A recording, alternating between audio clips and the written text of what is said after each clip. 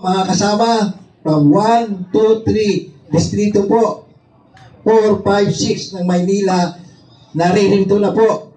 Sabi nyo, inapi kayo ni Isko. Sabi nyo, inapi kayo ni Hani. Ito na po.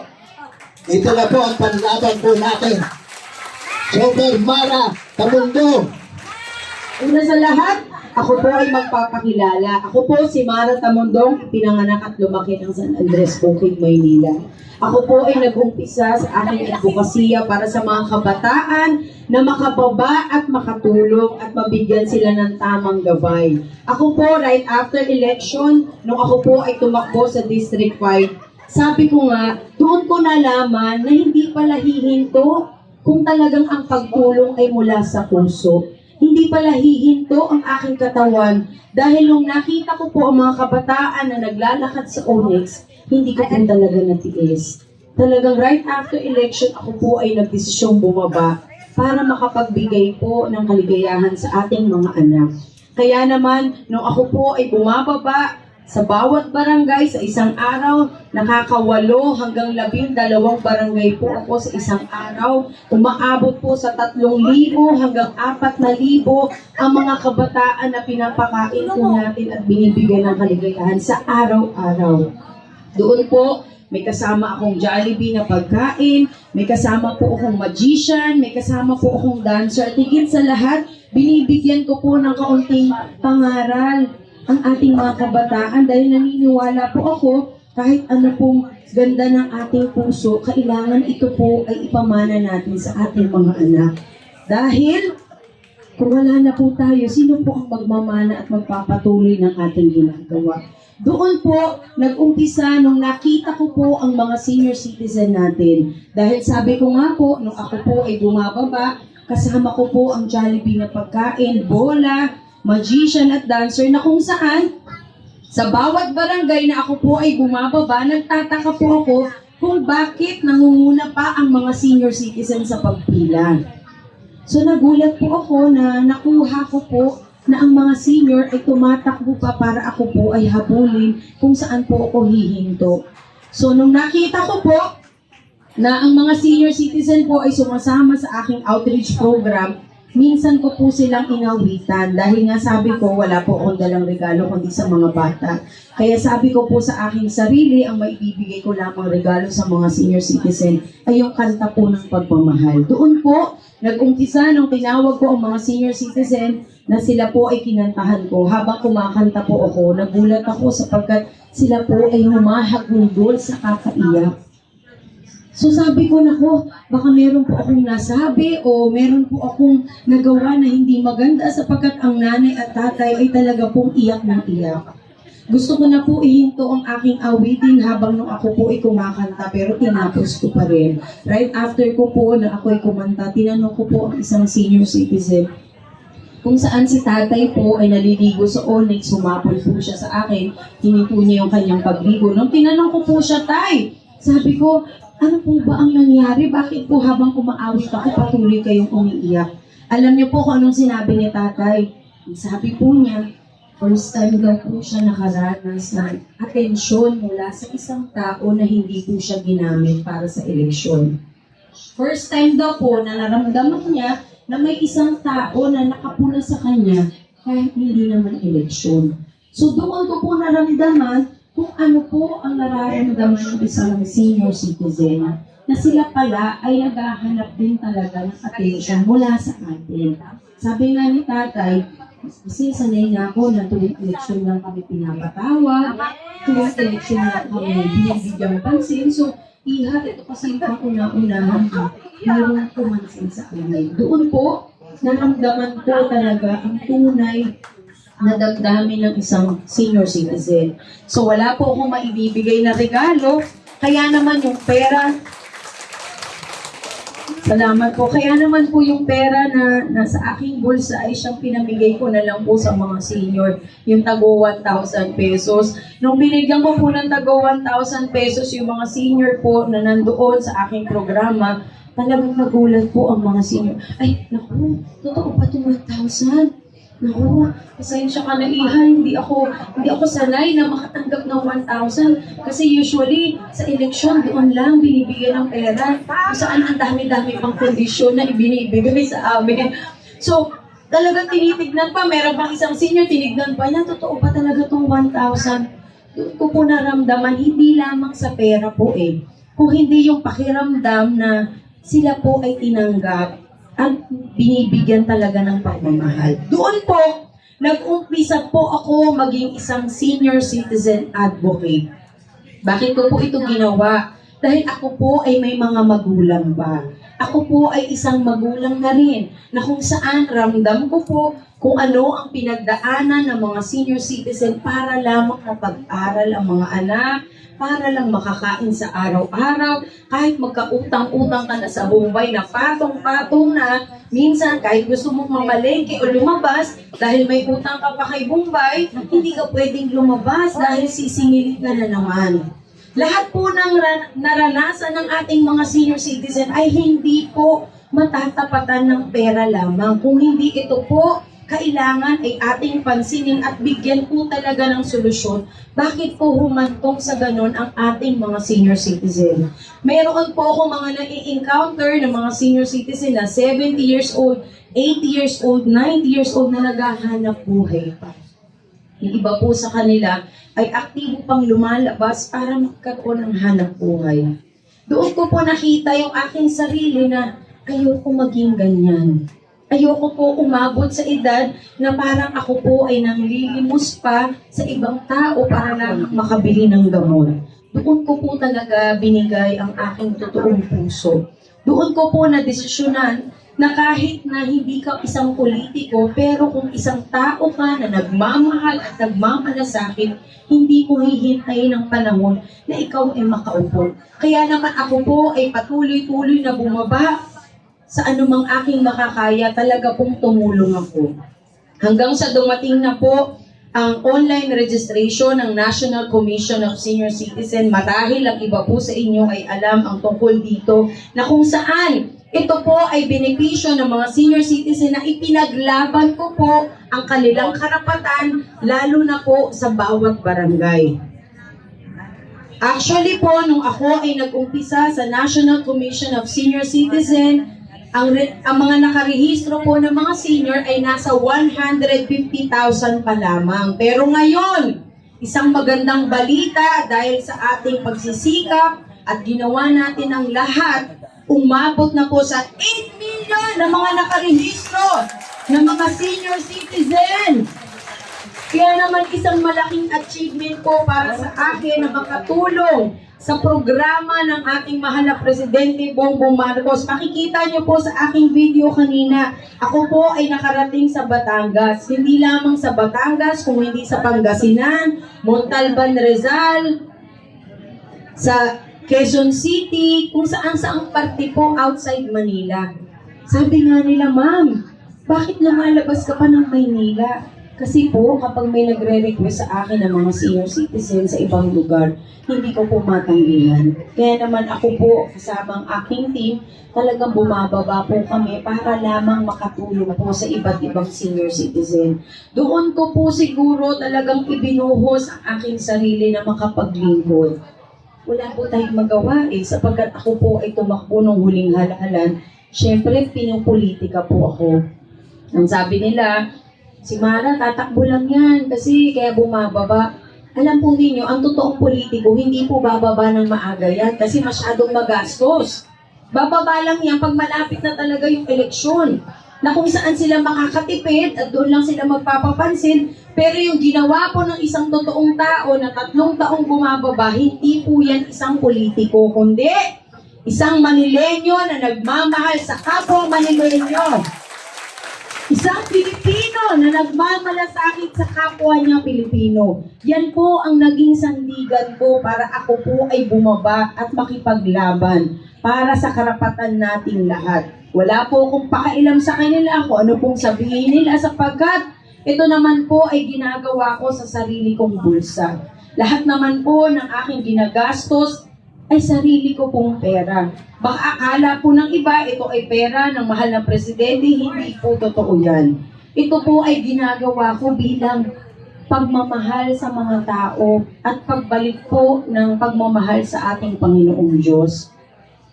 Alam po ninyo, kapag kayo talaga ay may Panginoong Diyos at meron kayong kinikilala at meron kayong takot na gumawa ng masama, gagawa talaga kayo ng mabuti. Gagawa talaga kayo ng isang bagay na mararamdaman din po ng kapwa ninyo na may pag-asa pala tayo. Meron pa rin palang isang tao o tayong lahat na gusto pong maglingkod talaga. Meron pa rin palang tao na magsasakripisyo para lamang makatulong. Kasi po sa nakita ko sa halos 3 taon, talagang nakita ko po ang kahirapan ng mga kababayan po na.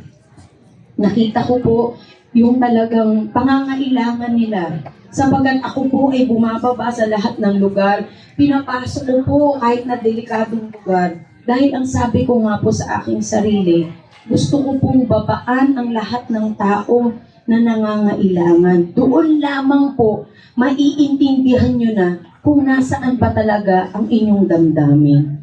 Doon lamang po kapag tinapak ninyo ang inyong mga paa, doon lamang mararamdaman mo kung ano ba ang sitwasyon ng mga kababayan natin. Madali lamang sabihin na tutulungan kita kasi mahirap ka, tutulungan ko kayo dahil kailangan nyo ng tulong. Pero hindi po nila magagawa kung hindi po sila bababa sa atin. At makikita nila mismo, masaksihan nila kung ano ba talaga ang nararanasan po natin.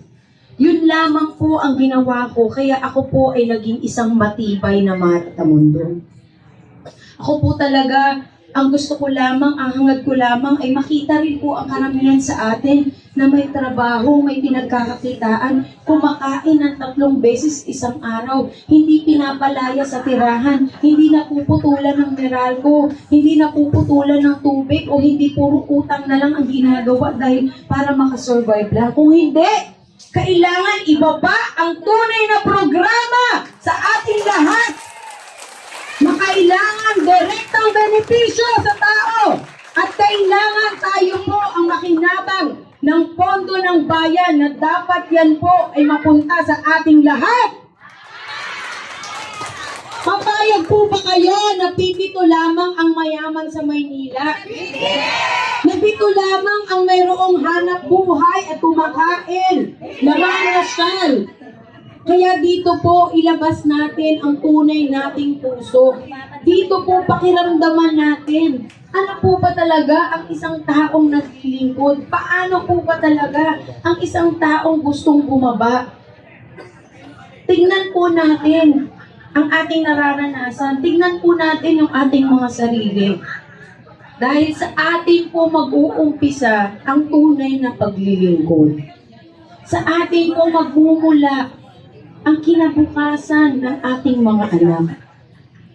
Kaya kahit ayaw ko pong pasukin ang politika, gagawin ko po para lamang ako ay makatulong sa inyo! Sabi ng iba, Ma'am, ang liit na babae ni Mara Tamundong meron napakatapang. Hindi po katapangan para makipaglaban. Kung hindi katapangan ng buhay na siyang nagpatatag sa akin. Katapangan ng buhay na kailangan po talaga nating bigyan ng kinabukasan hindi lamang ang ating mga anak, pati yung ating mga magulang na nagpakahirap para sa atin. Kaya naman po lahat ng atensyon ay ibinigay ko po sa ating mga senior citizen. Araw-araw po may nagme-mensahe po sa akin. Araw-araw po may nagpapadala sa akin ng letter. Naaawa po talaga ako sa lahat dahil sabi ko nga, parang walang mga nakaupo. Parang ang Maynila ay wala nang pinuntahan. Kung hindi, tayo po ay napabilang pa sa pang-5 peligrosong lungsod sa buong mundo. So anong pinagmamalaki nila na administrasyon na sinasabi nila na sila ay bumababa at nakakatulong? Bakit po tayo umabot sa ganong sitwasyon? Dahil wala pong pangkabuhayan. Wala pong programang bumababa. Wala pong mga politiko, na mga trapo na politiko na bumababa sa atin para tayo ay kausapin at malaman nila ano ba talaga ang hinaing ng mga Manileño. Nasaan po sila? Nasaan po sila nung panahon na kailangan po natin sila? Umabot na po, dumaan na ang Pasko, ang New Year. Nasaan po sila kapag kayo ay pupunta sa City Hall? Maswerte na po kayo kung mabigyan kayo ng 200 pesos o 300 pesos, samantalang pabalik-balik po kayo dyan, mauubos pa ang inyong pamasahe.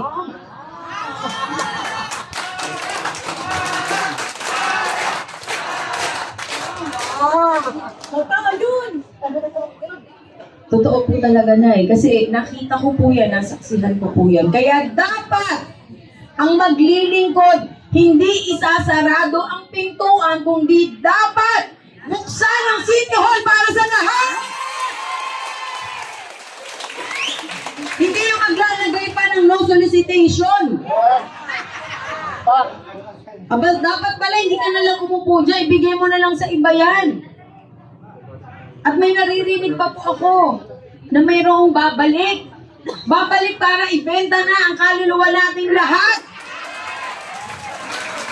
Babalik para ang tahanan natin na naiwanan pa ay mawala na ng tuluyan. Paano po matatawag tayo isang Manileño kung wala tayong sariling lugar sa Maynila? Paano ba ho tayo mabubuhay? Kung mismong tinitirahan po natin, ay mawawala na lamang parang bula. Marami na po ako nasaksihan na napakatagal na sa kanilang lupain. Umabot na ng 80 years old, 90 years old, nasaan na po ngayon? Pagising sa umaga, giniba na po ang bahay, wala na pong matuluyan ang mga senior citizen natin.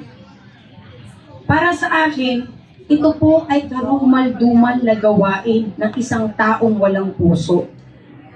Ito po ay gawain ng isang taong walang pagmamahal at pagmamalasakit para sa atin.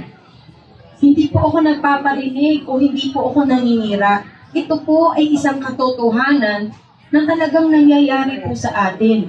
Wala naman po ako magagawa kung hindi ko mapag-usapan natin ito at sila ay tamaan, hindi ko na po kasalanan. Pero gusto kong malaman nila, kung babalik ka dito, ibalik mo lahat ng binenta mo.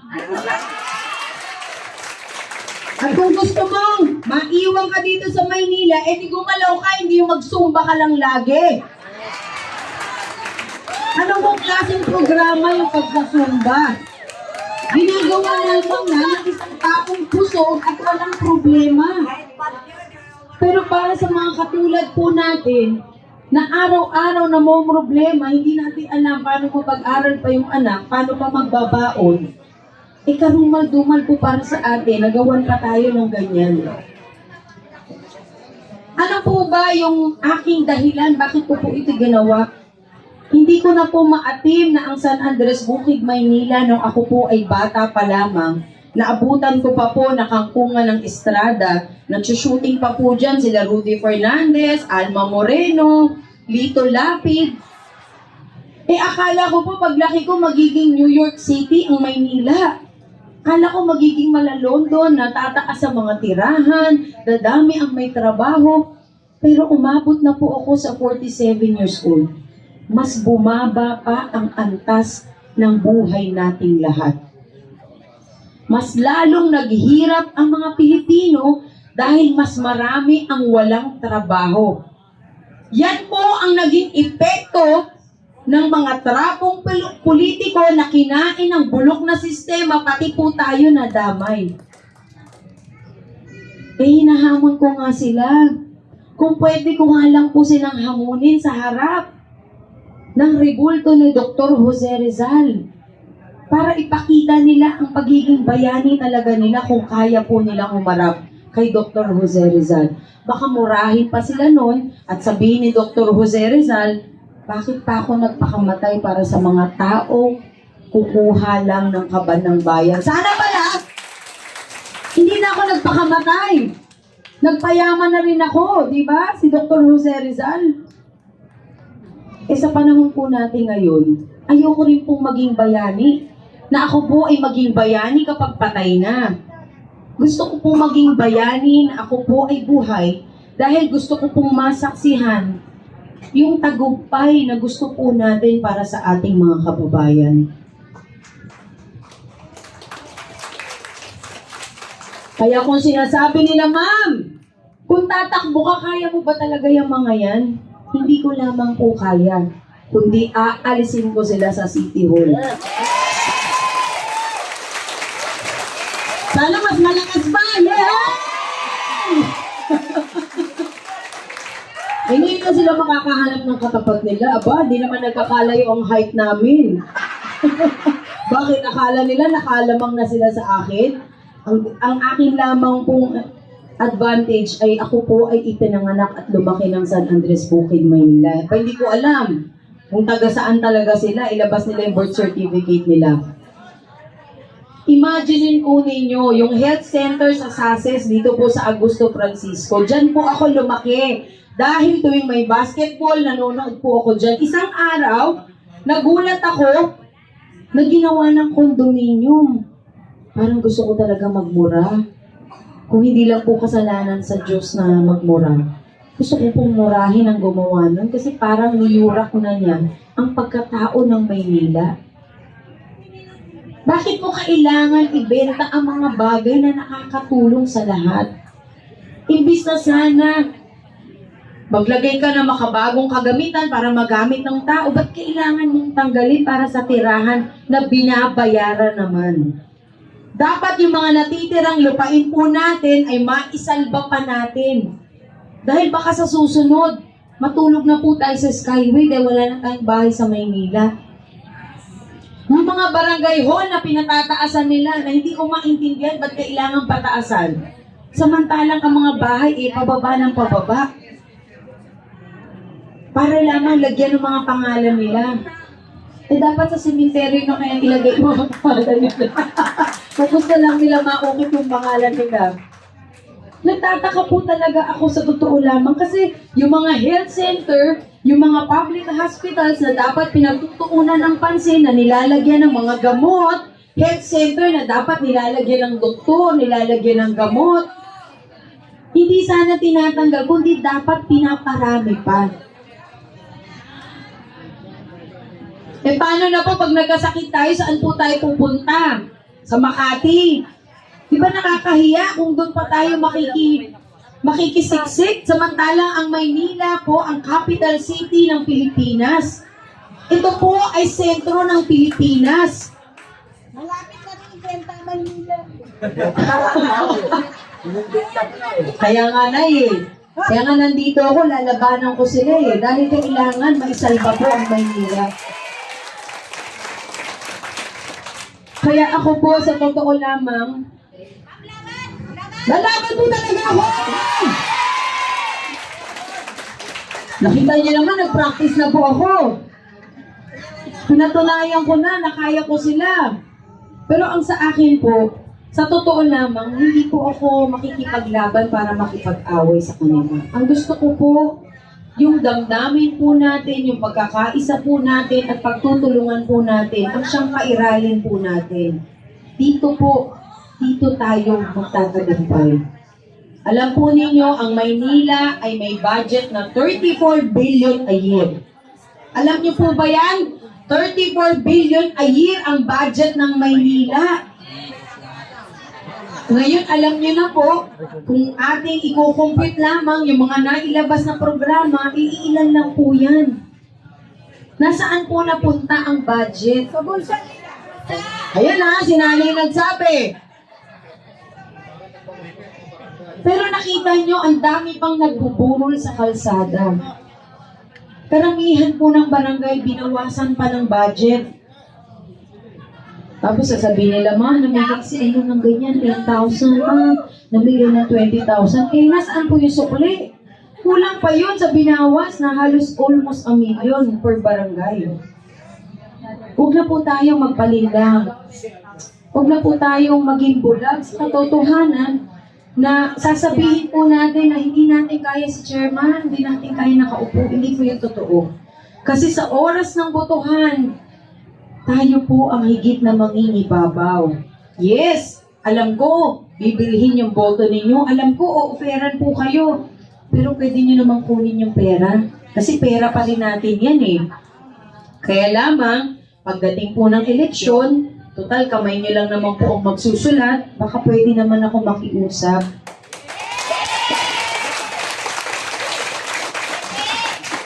Dito po natin ipagpatuloy ang laban na tayo po ay magkaroon ng kaunlaran.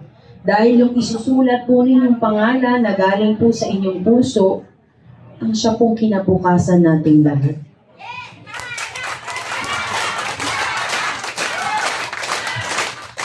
Salamat po na yan, salamat. Lahat naman po ng ito ay katotohanan lamang.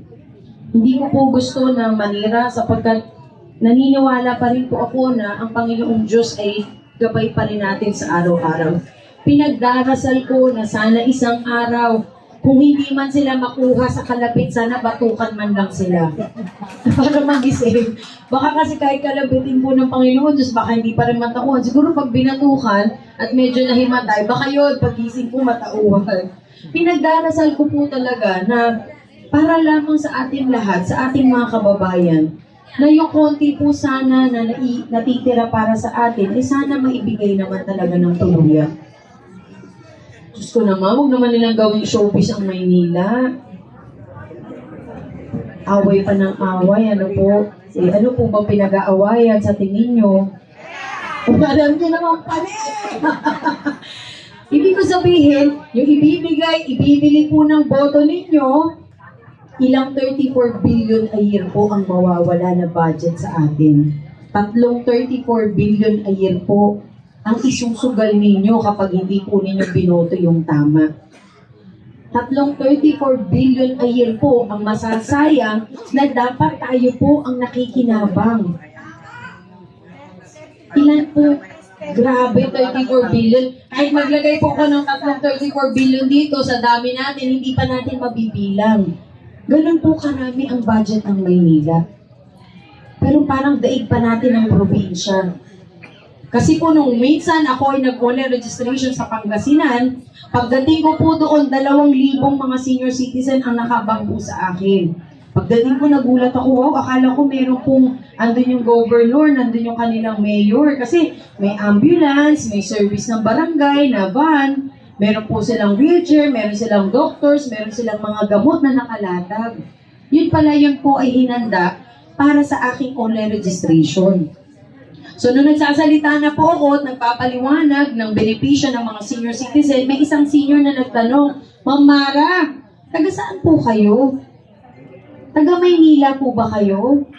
Sumagot ako, opo Nay, taga Maynila po ako. Ang sagot po ni Nanay, ang dumi-dumi sa Maynila, ano? Bakit nagkagano ng Maynila? Karamihan ng aking kamag-anak sa Maynila ay walang trabaho. Yung isa nga pong aking pamangkin, pinalayas pa sa kanilang tirahan dahil hindi siya makabayad ng upa. Parang gusto ko na po mawala, na parang pula. Dahil sa 2,000 mga senior na kaharap ko, parang ako pa yung nagpapaliwanag para sa kalokohan ng iba.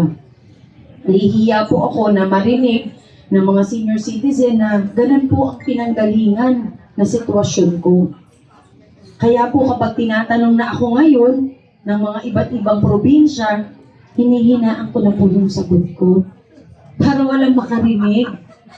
Ma'am, taga saan po kayo? Taga Maynila po. Baka kasi may masabi pang hindi maganda, magpapaliwanag na naman po ako.